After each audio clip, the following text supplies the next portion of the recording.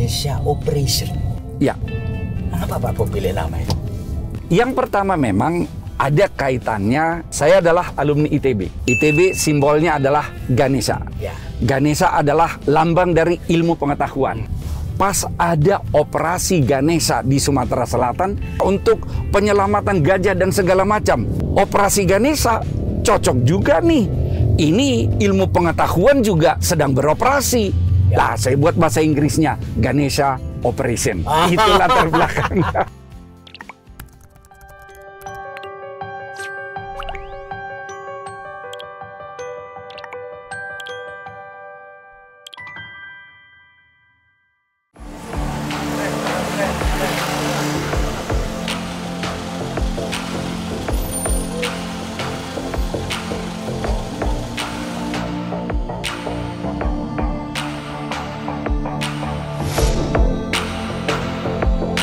Assalamualaikum warahmatullahi wabarakatuh. Salam damai sejahtera buat kita semua. Bertemu dengan saya Feby Mahendra Putra, Direktur Pemberitaan Tribuners. Pada saat ini saya berada di Kota Bandung. Untuk apa saya berada di Kota Bandung? Saya bertandang ke kediaman Profesor Dr. Insinyur Bob Foster. Siapa Pak Bob? Pak Bob adalah founder sekaligus Direktur Utama Ganesha Operation atau sering disebutnya GO.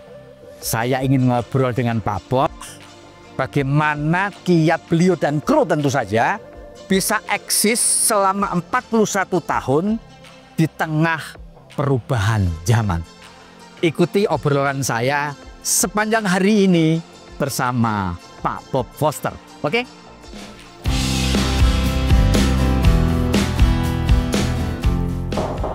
Terima kasih Pak Bob. Wah, selamat pagi Pak Feby. Wow. Hari ini sehat Pak Bob? Sehat, Pak Feby sehat ya. Alhamdulillah. Syukur ya. Pak Bob, Ya. saya mau hari ini mau minta waktunya Pak Bob nih. Wow, terima kasih, saya siap. Nah, siap Pak Bob ya. Siap. Jadi nanti kita akan ngobrolin soal lembaga yang Bapak pimpin nih. Oh, ya, terima kasih. Nah, kita enaknya sambil jalan menuju lokasi-lokasi tempat bersejarah GO. Setuju Pak Bob? Oke, siap, setuju. Kita akan jalan Pak ya? Iya, mari. Oke, mari kita jalan. Mari.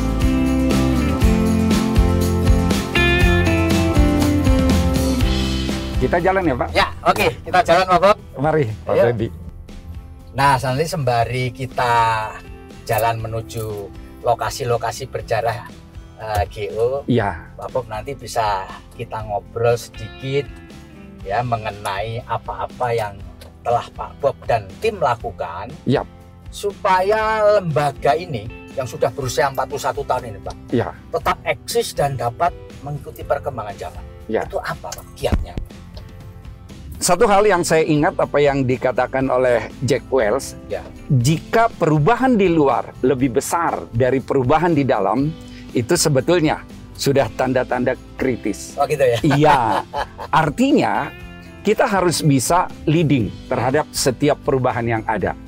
Dan kita tahu bahwa perubahan ini banyak banget yang terjadi Ya. di lingkungan. Perubahan terjadi juga dalam bidang teknologi. Betul itu Pak Bob. Teknologi yang membuat mindset, budaya, generasi muda juga berubah. Ya. Lalu, kalau misalnya suatu institusi, apalagi secara khusus kami Ganesha Operation, yang berurusan dengan anak-anak muda, tidak sesuai dengan budaya mereka, maka ya sudah akan Udah segera ditinggal ya? selesai, udah akan ditinggal. Ya. Makanya teknologi, karena sekarang ini musim digital, Ya. era digital, itu suatu hal yang sangat kami perhatikan. Ya. Tentu kami sadar bahwa hanya teknologi tidak bisa jadi jawaban. Tetap teknologinya leading, tapi kemudian sistem dan metode yang kita lakukan juga sangat relevan bagi para siswa dan sesuai dengan apa yang mereka butuhkan. Nah, wujudnya apa Pak Bob? Wujudnya supaya GO Ganesha Operation ini tetap relevan dengan zaman. Kalau saya lihat, Ya. ini adalah usia yang ke-41 tahun. Berarti sebetulnya kita tidak hanya bicara 5 tahun terakhir. Sejak awal sebetulnya yang memang harus kita lihat bagaimana sih kok Ganesha Operation bisa eksis. Sementara lembaga-lembaga yang lain yang sejenis sudah banyak yang kolaps, sudah banyak yang tidak bisa lanjut. Nah, saya katakan bahwa perubahan tadi selalu ada. Faktanya di Indonesia, semua orang tidak bisa sanggah. Kurikulum aja berubah. Peraturan-peraturan dari pemerintah pun selalu berubah. Lalu, ada banyak orang yang komplain terhadap perubahan. Kok berubah lagi sih? Kok berubah lagi sih? Ya sudah, mereka ditelan perubahan. Tapi kalau Ganesha Operation, kami akan selalu proaktif. Begitu mulai ada isu perubahan, kami cari apa detailnya informasi ini, lalu perubahan seperti apa yang kira-kira arahnya, lalu kami siapkan segala sesuatunya yang relevan dengan kebutuhan siswa, tentang perubahan kurikulum lah, peraturan yang berubah tentang tes lah, dan segala macam itu kami langsung siap untuk membuat yang dibutuhkan oleh siswa, karena faktanya banyak yang bingung, siswa bingung, lembaga pendidikan pun bingung, gimana ini? Nah, kami nggak mau jadi bingung dan protes, tapi kami selalu siapkan solusi dari segala perubahan. Tapi ini termasuk dengan sistem pembelajaran menggunakan tatap muka digital ya Pak ya? Betul, jadi kalau saya bilang tadi itu adalah dari awal karena memang sudah 41 tahun. Kalau kita lihat ke akhir-akhir ini memang perubahan digital itu cepat banget. Jadi begitu perubahan digital terjadi, kita memang harus melihat ini adalah kesempatan. Ini bukan ancaman, sekedar ancaman. Memang ancaman kalau kita nggak berubah. Makanya kami melihat, kalau begitu bagaimana dong? Pada saat mulailah ada perkembangan teknologi, masuk ke era digital, saya dapat suatu prinsip bahwa Ganesha Operation adalah bimbingan belajar tatap muka berbasis teknologi online.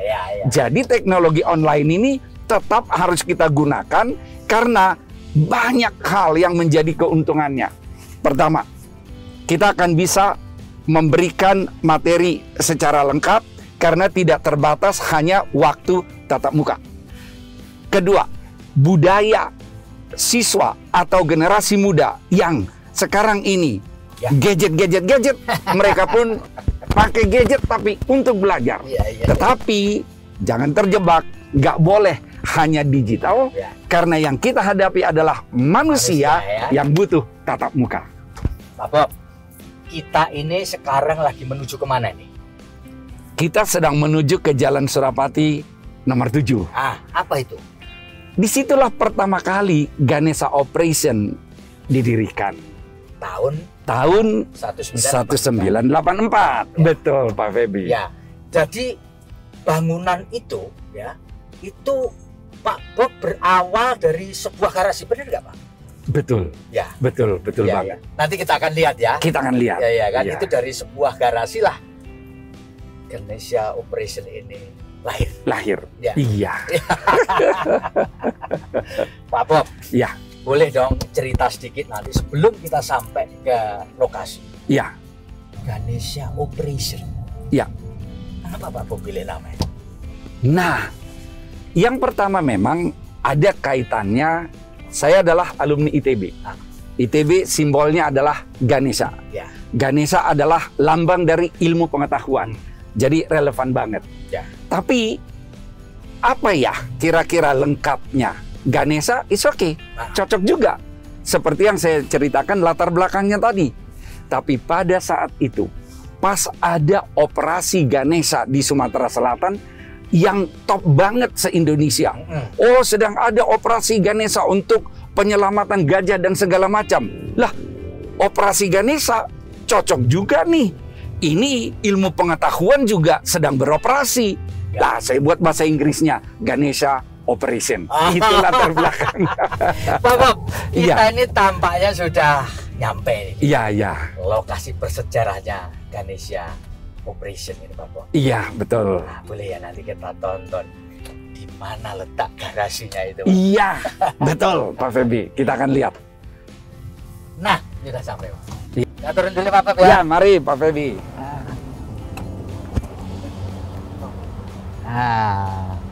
Nah, itu Pak Bob bisa Kita lihat Pak Bob, sebelah mana itu garasinya, Pak? Nah, kalau saya tanya, Pak Feby langsung tahu, mana garasi? Ya itulah, sampai sekarang juga garasi kan? Iya. Nah, garasi itu sebetulnya tempat saya kos. Oh gitu? Saya kos di rumah ini, ada orang yang memiliki pada saat itu. Ya. Saya kosnya di sana, di garasi itu. Nah lalu, namanya juga ya belum tersedia modal segala macam. Kemudian saya pikir saya kos di sini, udah aja lah saya bagi dua, bagian depannya untuk sekretariat, belakangnya tempat tidur saya. Jadilah ini sekretariat. Inilah lokasi bersejarah ya Pak. Betul, ini dia. Buat Pak Bob pribadi. Betul. Dan buat GO tentu saja. Betul. Iya, Pak boleh Feby. nanti kita mendekat ya Pak Bob ya? Boleh. Ini Pak Bob ya? Betul Pak Feby, ini dia. Wow, saya juga jadi terkesan ini. Bahwa ini memang rumahnya rumah tembok dulu Pak Bob ya? Iya, ini pemilik rumah. Iya. Lalu saya kos di sini. Dan pada waktu itu Pak Bob masih mahasiswa di... Sudah lulus. Oh, sudah lulus. Saya sudah kerja di PLN, lalu saya kos di sini. Kantor saya tidak terlalu jauh. Kemudian saya bagi dua, di belakangnya tempat tidur, enggak panjang ini, pendek. Di belakangnya tempat tidur, di depannya sekitar 4 meter, saya taruhlah di situ meja sekretariat untuk menerima pendaftaran. Iya. Dan para siswa tidak belajar di sini Pak Bob. Tidak belajar di sini. Nanti kita akan lihat ya. Iya. Di mana mereka belajar. Iya. Awal tahun 1984. Betul. Gitu Pak ya? Ya. Boleh kita jalan ke sana? Ya, boleh. Kita jalan. Ya.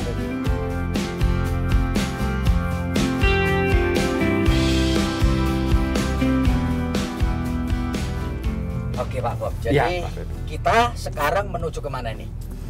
Kita sekarang menuju ke lokasi kita yang selanjutnya itu ada di Jalan Trunojoyo nomor 18. Nah, itu tempat apa itu Pak Bob? Kami kemudian semakin besar.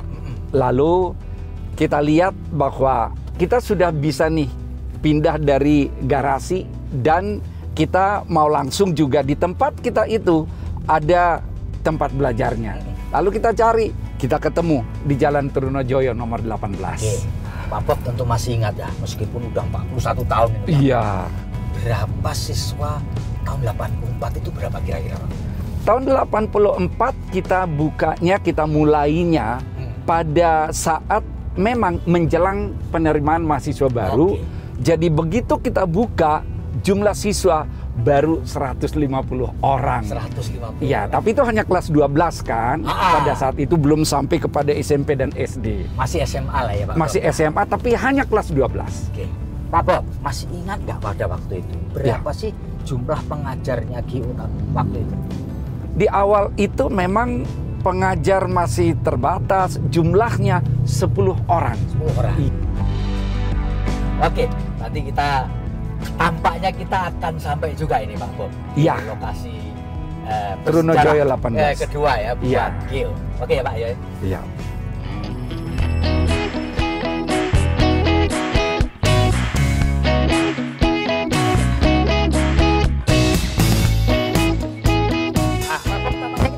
Sudah sampai Pak Feby. Nomor 18. Iya.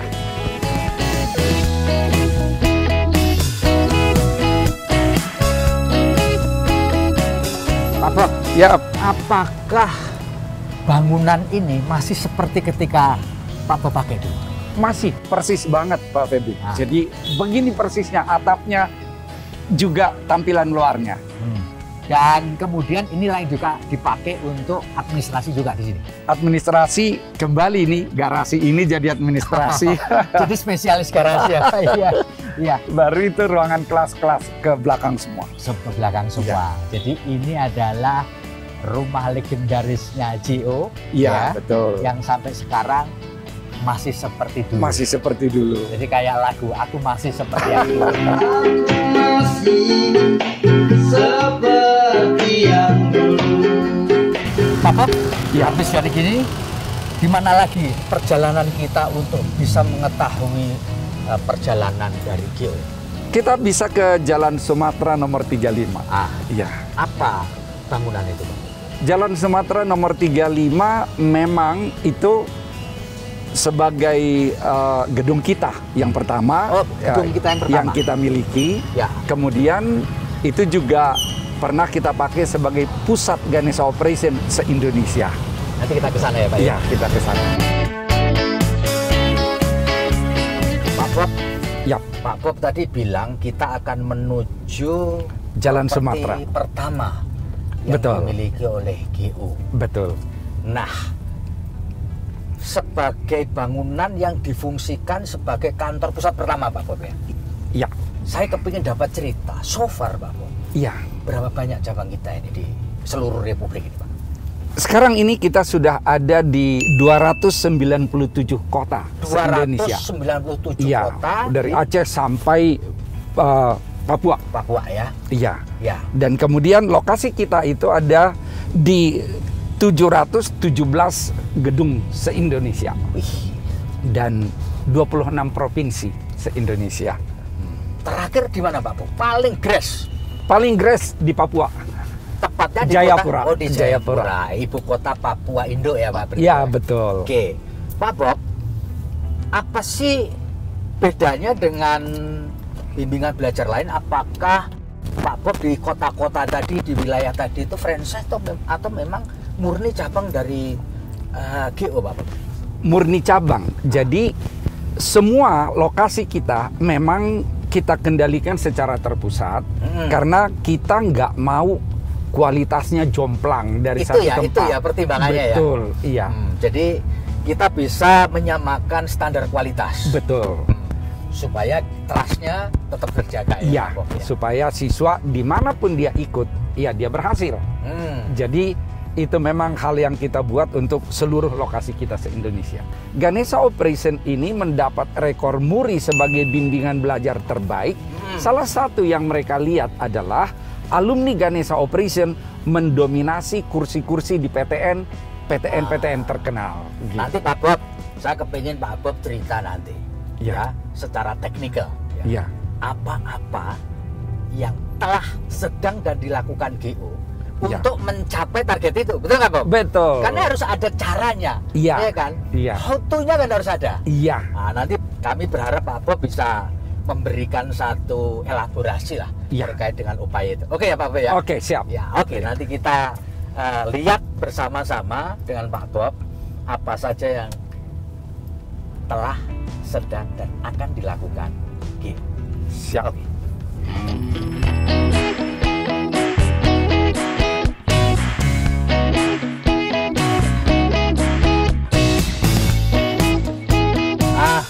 Kayaknya kita nyampe nih Pak Bob. Betul. Ya kan? Iya. Karena gedungnya khas ini khas, Pak Bob. Iya. Jadi orang tidak akan salah masuk ini Pak Bob. Iya. Saya duluan Pak Bob. Mari.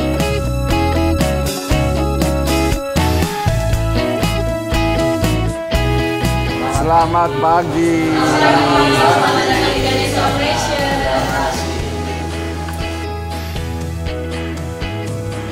Kita lihat berarti U10 berapa?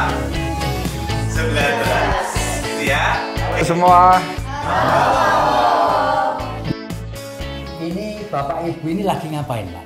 Di Ganesha Operation kita menyebut istilahnya itu dengan simulasi mengajar tiap hari, SMTH. Karena seperti yang saya katakan, kualitas pengajar harus terjaga. Ya. Kalau seorang pengajar masuk kelas tanpa persiapan dan kesiapan yang maksimal, maka siswa tidak akan menangkap dengan sangat baik.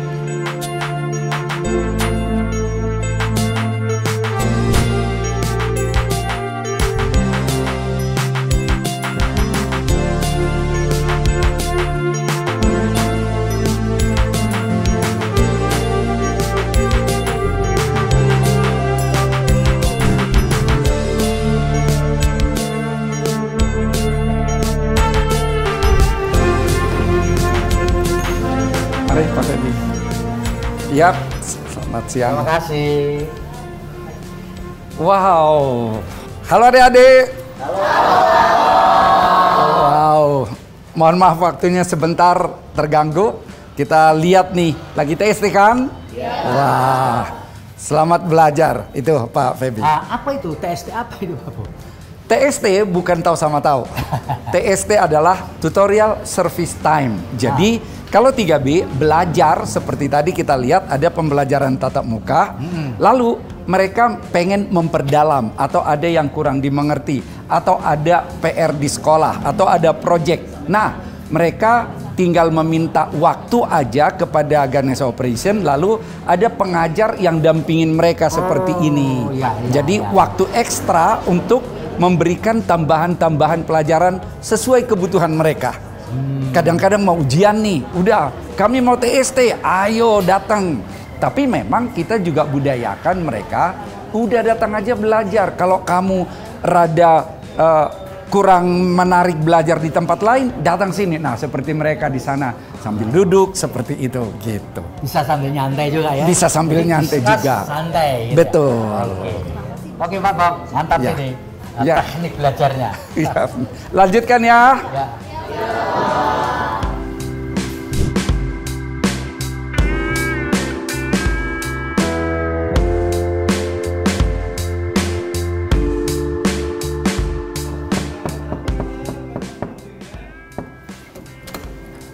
Halo semua, maaf ya mengganggu sebentar.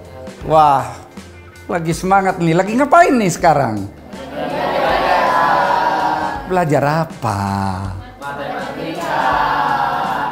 Oh ya? Mana? Oh, betul.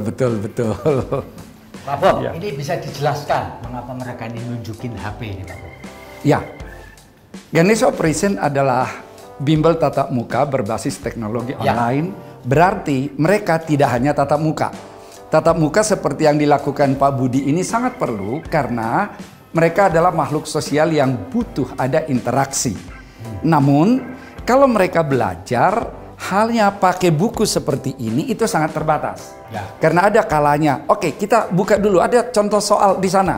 Buka GW Expertnya, mereka buka. Nah, yang di sini sudah bisa dilihat? Sudah, gitu. Jadi mereka sangat efektif di dalam belajar karena memang mereka punya aplikasi sehingga di mana saja, kapan saja bisa mereka belajar. Kalaupun di rumah misalnya butuh memperdalam lagi, mereka bisa buka e-booknya, bisa buka video pembelajarannya, mereka bisa perdalam lagi. Karena memang di Ganesha Operation kita punya formula 3B. Tahu 3B kan?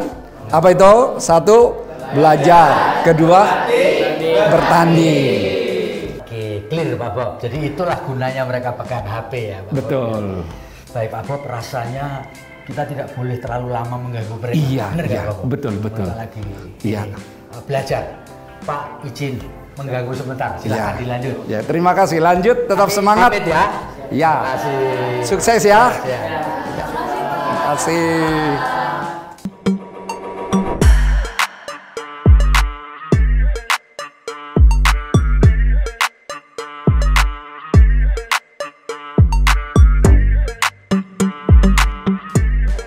Sekarang saya ini bersama dengan siswa GO, tapi untuk tingkat SD.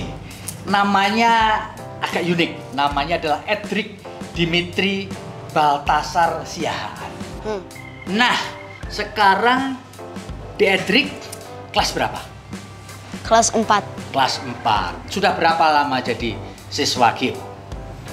1 tahun, Pak. 1 tahun ya. Apa yang dirasakan oleh Edric selama menjadi siswa di GO? Saya merasa senang karena juga tutor-tutornya menyenangkan, Pak, dan juga lucu-lucu. Wah, lucu. Saya jadi tidak takut. Tidak gitu. takut.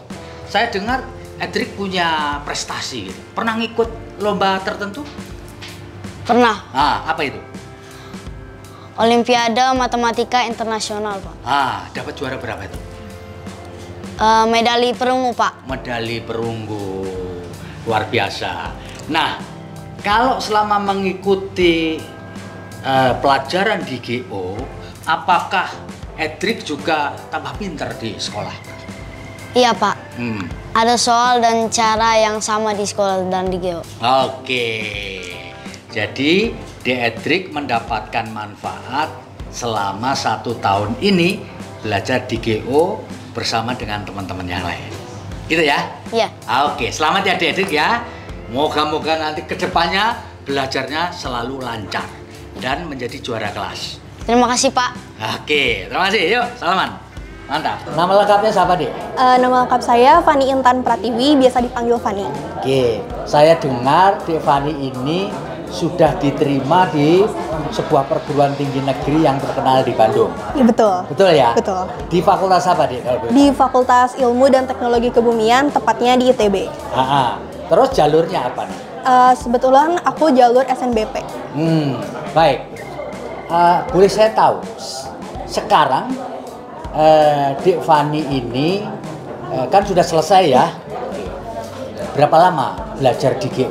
Kebetulan saya di Ganesha Operation itu sudah selama 3 tahun. 3 tahun Iya, ya? 3 tahun. Kalau boleh saya tahu, selama menjadi siswa dari GO ini, manfaat apa yang dirasakan Dek Fani? Dari Ganesha Operation tuh saya menemukan tempat belajar, ritme belajar juga yang terarah, di mana Ganesha Operation ini sangat memberikan fasilitas yang nyaman bagi siswa-siswanya, apalagi di Ganesha Operation ini memberikan fasilitas sangat menunjang untuk siswa-siswanya masuk ke perguruan tinggi negeri favorit.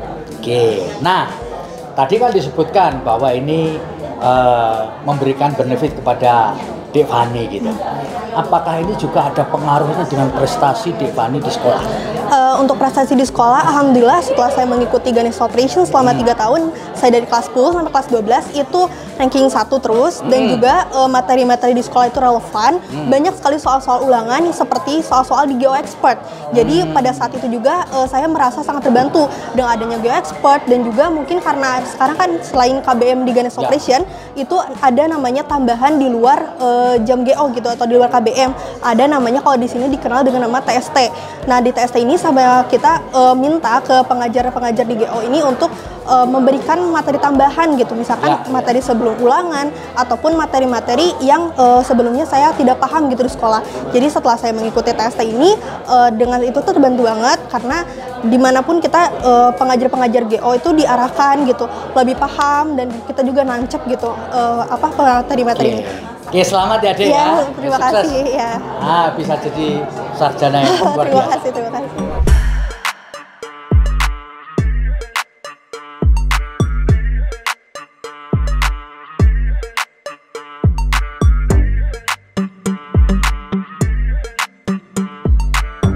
Pak Bob, saya kepingin dapat cerita ya Pak. Iya. Apa yang membuat Pak Bob tertarik untuk masuk mendirikan lembaga bimbingan belajar ini apa? Yang pertama memang saya orang yang sangat senang dengan pendidikan. Oh gitu ya? Ya, jadi SMA, kuliah, saya emang udah senang ngajar. Jadi kuliah saya ngajar, saya juga asisten dosen. Dan kemudian saya juga melihat suatu fakta pada saat itu, apa yang diujikan untuk masuk perguruan tinggi negeri belum tentu persis sama dengan apa yang mereka dapatkan di sekolah. Gitu ya Pak ya? Dulu begitu. Sekarang sudah relatif lebih matching. Kalau dulu belum tentu sama. Kedua, juga antar sekolah bisa berbeda kualitas. Jadi kalau kita bandingkan dengan sekolah, apalagi yang memang jauh dari kota-kota besar, jauh dari Pulau Jawa yang sudah maju, maka mereka bisa tidak mendapatkan topik yang memadai sebagai bekal untuk tes. Lalu saya berpikir, wow, kasihan juga. Bukan karena mereka kurang pintar atau kurang rajin, tapi karena mereka mendapatkan yang kurang dari sekolah yang bersangkutan. Karena kualitas sekolah tidak semua sama. Makanya saya pikir harus ada bimbel supaya kami bisa jangkau semua sekolah dan bahkan ke kota-kota yang lain, sehingga siswa mendapatkan persiapan yang tepat. Maka jangan sampai dia gagal karena kurang dapat kelengkapan materi.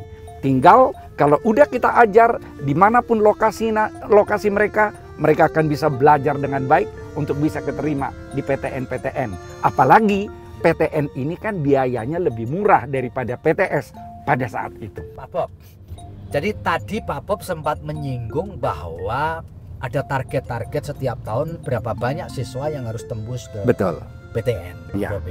Nah, kalau saya lihat, bisa nggak diceritakan progresnya dalam 5 tahun belakangan ini Pak, terkait dengan tembusnya siswa GO ke perguruan tinggi negeri?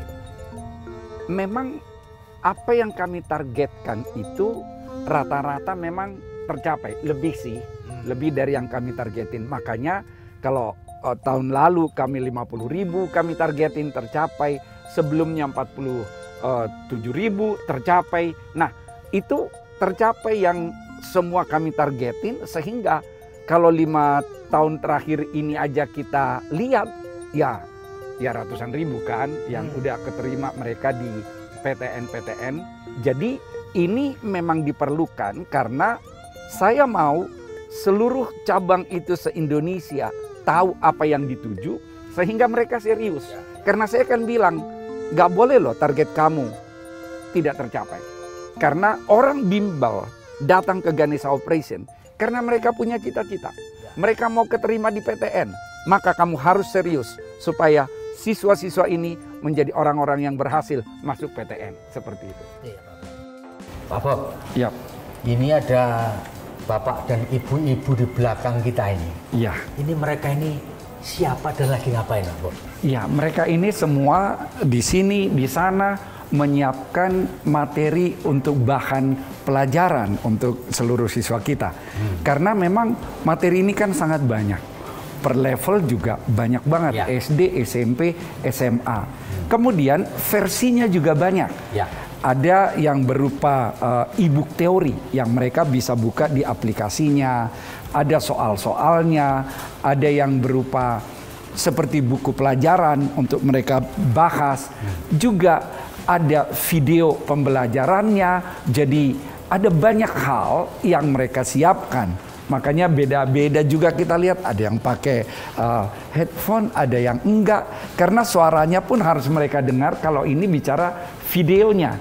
Kan kita juga ada videonya. Ya. Jangan sampai suara kurang jelas, tapi kemudian apa yang ditampilkan juga harus clear. Jadi semuanya di sini mereka finalisasi supaya layak untuk tampil, bagi siswa menarik dan mudah dimengerti. Pak Bob, apakah Bapak Ibu ini, baik yang di sini maupun di sana, itu everyday mereka menyiapkan bahan-bahan ini, Pak? Betul, everyday. Karena memang banyak banget yang disiapin. Bahkan kalau kita lihat seperti ini, masih ada banyak yang harus mereka kembangkan lagi. Apalagi seperti yang saya katakan tadi, kurikulum kan sering berubah. Begitu berubah kurikulum, mereka harus ubah konten lagi. Berubah metode sistem yang ada di sekolah, berubah yang diujikan, berubah yang diteskan, mereka harus format lagi semua. Jadi sesuai dinamis, kebutuhan. Dinamis, ya? Sangat dinamis.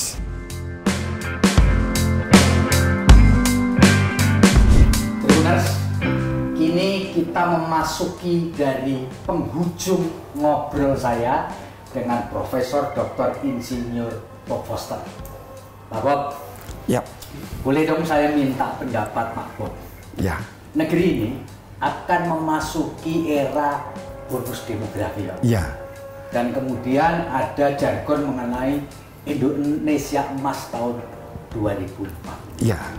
Pak Bob punya pengalaman panjang di dunia pendidikan. Ya. Apa saran Pak Bob?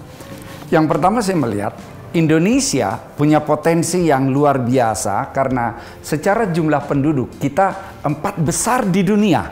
4 besar di dunia. Berarti seharusnya kita juga mampu mempunyai daya saing atau competitiveness di dunia 4 besar. Tapi faktanya bagaimana? Fakta kalau kita lihat data, daya saingnya Indonesia di dunia ada pada peringkat keberapa? Peringkat ke-27 dari 67 negara. Jauh banget. Kenapa? Kalau kita lihat, fakta menunjukkan seperti yang dikatakan oleh para ahli, tidak ada negara maju tanpa penduduk yang terdidik. Ya. Berarti kata kuncinya adalah benahi pendidikan. Dan sampai saat ini, pendidikan di Indonesia memang masih mempunyai tantangan. Masih kadang-kadang galau, berubah sebentar, sehingga ada kegamangan di tataran ujung tombak. Nah, inilah saran saya yang harus dibenahi supaya ada kepastian dari program yang dibuat sehingga semua personal, semua elemen yang terlibat dalam pendidikan mempunyai semangat yang luar biasa. Nah, untuk itu saya berpikir bahwa daya saing ini jawabannya hanyalah pendidikan. Mari kita benahi pendidikan dengan suatu kepastian yang mau kita tuju. Kita bina supaya semangat belajar tinggi dari SD hingga mereka kuliah sampai S3 misalnya. Karena hanya melalui pendidikanlah kita bisa meningkatkan daya saing bangsa.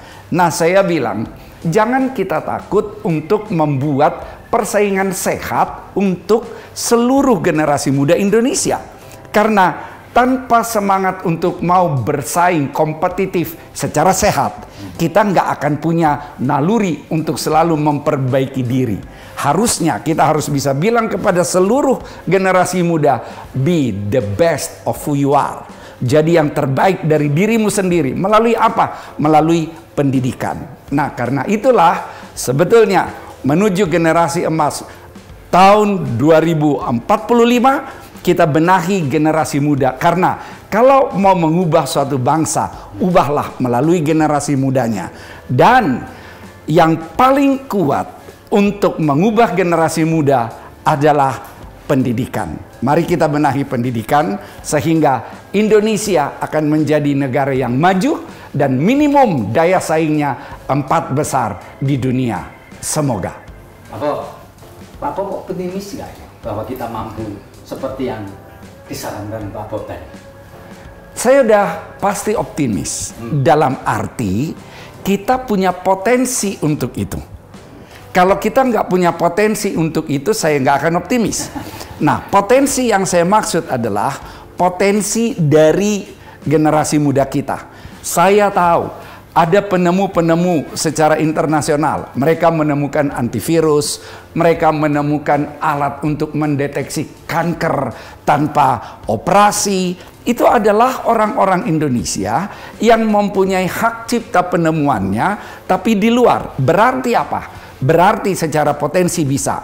Tantangannya adalah semoga pemerintahan kita, pemerintahan yang komit untuk kemajuan pendidikan ini jangan masuk agenda-agenda pribadi, tetapi untuk kemajuan bangsa melalui pendidikan. Saya optimis dengan suatu syarat, semua pemegang kekuasaan, semua pemegang kebijakan punya komitmen yang sama untuk Indonesia mencapai generasi emas 2045. Ya. Semoga. Pak Bob, saya ingin Pak Bob memberikan closing statement terkait dengan apa yang kita tadi rotsukan sepanjang hari ini. Silakan Pak Bob. Terima kasih untuk kesempatan ini karena kami pun sangat mendapatkan banyak inspirasi dengan Tribun News, Pak Feby yang memberikan pertanyaan yang menggugah kita untuk lebih maju. Jadi saya katakan untuk generasi muda supaya optimis. Kenapa? Karena sukses bukan nasib. Sukses adalah hasil dari persiapan dan perjuangan dengan antusiasme yang konsisten sehingga menjadi orang-orang yang berhasil di masa depan. Terima kasih. Baik, Tribuners, inilah penghujung ngobrol kita dengan Profesor Dr. Insinyur Bob Foster.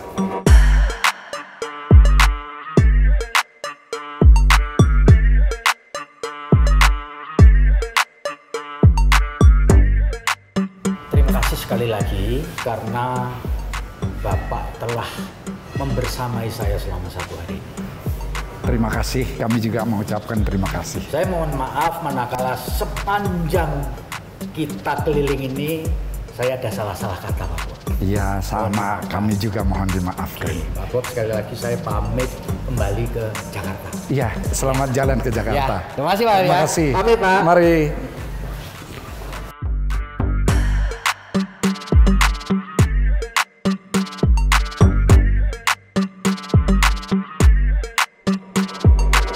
Tribuners, saat ini saya berada di lapangan Gasibu, Kota Bandung, di depan Gedung Sate, kantor Gubernur Jawa Barat.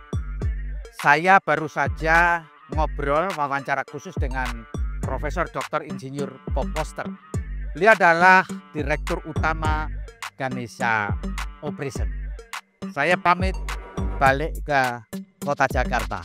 Oke.